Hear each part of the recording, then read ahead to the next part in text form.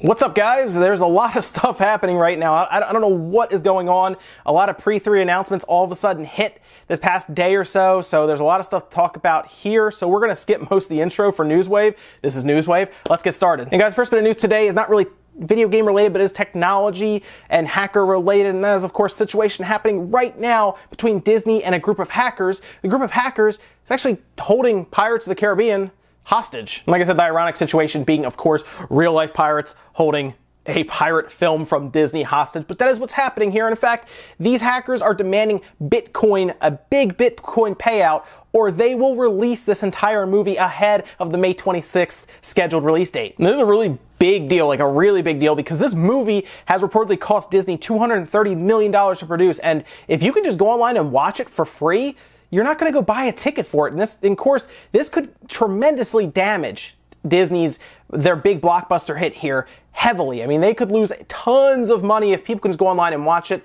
Again, they're not even going to buy the movie when it comes out if that's the case. And according to Hollywood Reporter, they're not going to pay this ransom. They're going to work with the FBI and try to, I guess, take these hackers down. But if the hackers already have the video file and it's basically one button push away from going online, you may want to think about doing something to stop that. I assume any websites that actually host it can, of course, have a DMCA takedown and everything. But if it gets out on the torrent sites, you're going to have a seriously hard time getting this thing down. And history is not good here for Disney, because the same exact thing happened with the Orange is the New Black, and the hackers didn't get their payouts. So what do? They released it online. That's right, people are downloading these episodes for the new season right now on torrent sites. And this sets a really bad precedent, to be honest. Really, they shouldn't pay them, because if hackers realize they can do this consistently with any big blockbuster hit coming out, I mean, think of like going forward with any of the Marvel movies. I mean, what if this happens with Spider-Man? Again, that can really hurt any studios that go to release these and make them think twice about spending all of this money. And it's just bad. I mean, it hurts everybody who's worked on the movie, whether you have editors, filmers, everything happening here is just, it's bad. Either way, we'll see what happens. It's still a ways off here. I mean, we still have roughly 10 days before this movie is supposed to come out. And at that point, any day, you could see this film just pop up online if they don't take care of it. Moving from there, guys, it looks like Natsume and Rising Star Games announced another Harvest Moon game, which is awesome. If you're a fan of Harvest Moon, maybe you tried out Stardew Valley and you liked it, and you haven't had an experience with the Harvest Moon game, this might be one to check out, because it's coming to the PS4, the Switch, and the PC. And what's interesting is it looks like they're adding a different type of storyline here. If you're not sure, if you don't know this, most Harvest Moon games start out very similar to how Stardew Valley did, where you're kind of given a farm by like a late great uncle or grandfather or something, and it's up to you to make the farm work economically and just raise crops, sell, and really start relationships with people in this town and everything. It was a lot of fun in Stardew Valley, because they also added stuff that was very popular with Rune Factory, where you would battle and fight enemies and kind of explore caves and everything. In this case, though, it looks like you're going to kind of set sail, and then there's a big storm, monsoon is what they call it, and then you kind of shipwreck at a town, and then it's up to you to build that town back up by growing crops and, again, keeping their economy going. It doesn't sound like it deviates too much from the Harvest Moon, Stardew Valley type paths here, but they're going to show it off at E3 in full, so it'll be really fun to see. No real release date shown yet. We're still waiting, I assume, if they're ready to show it at E3, and it's supposed to be more like a Super Nintendo callback. Maybe it'll be ready this fall, and it'd be really cool to check out. Oh, and real quick, guys, I told you I would keep you updated just in case you're still looking for Nintendo Switch systems whenever any retailers announce they're getting some in. Looks like Toys R Us will be getting some in this Friday. That's May 19th. At least the representative said there'd be limited quantities. That said, I think it's pretty obvious that if you want one, call your local Toys R Us now, and then probably go there very, very early Friday morning and see if you can get a spot in the line. More than likely, they'll come out before they even open, hand out tickets to, avoid the massive amount of trampling that would happen otherwise if it was first come, first serve. Maybe people jump over each other for these Switches, apparently. Either way, most Toys R Us locations open around 10 a.m. Maybe look to get there around 8. I'm not even kidding. They queued up and hopefully get yourself a Switch. And some massive, like I said, announcements here happened pre-E3, mostly because they were on their investors call, where they have to kind of talk about how they did for the past year, what their plans are in the future.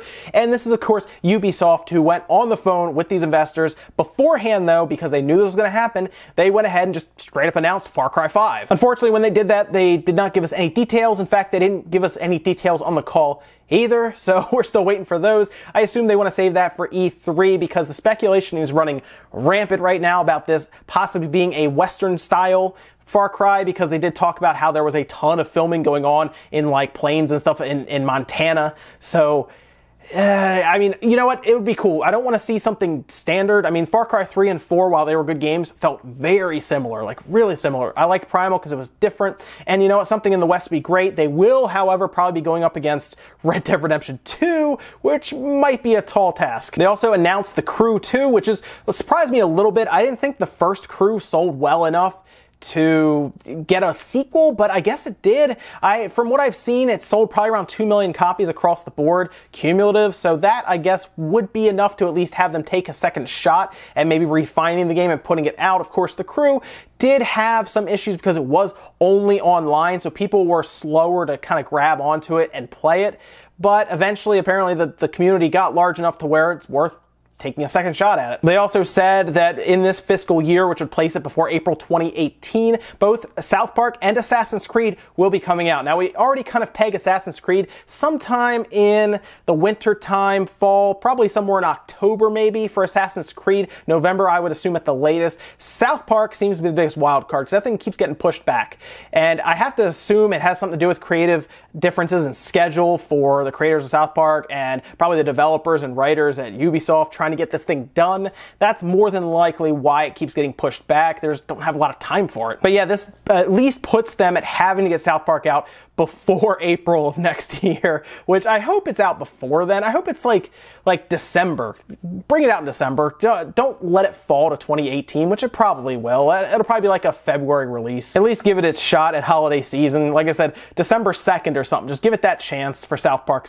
It looks like it's going to be a fun game. The first one, Stick of Truth, was a ton of fun. If you haven't played that, it's worth whatever it's being charged for on Steam right now, which probably isn't much. It was a great game, go play it. Either way, this seems really odd for Ubisoft to be pushing these games that far out, considering there is this hostile takeover happening with them in Vivendi right now, where the future does not look certain for Ubisoft at this point, at least how we know them now. I will say though, all of these titles are probably titles, maybe The Crew 2 not so much. All of these titles seem to be ones that even if Vivendi took over, would want to keep because they are known IPs that are not like shots in the dark. And guys, tonight we're going to have, well at least tonight for me, not for everybody, tonight we're going to have a look at ARMS on the Nintendo Direct that's coming out at 6 p.m. Eastern tonight, 3 p.m. if you're out on the West Coast. And you know what, we're going to have fun. We're going to stream it, so come on by the channel, 6 p.m. Eastern. I'll start probably about 15 minutes before then, and we'll take a good look at ARMS. I assume they're going to show us maybe new characters, gameplays. Apparently, a lot of people were looking at the older footage that we saw,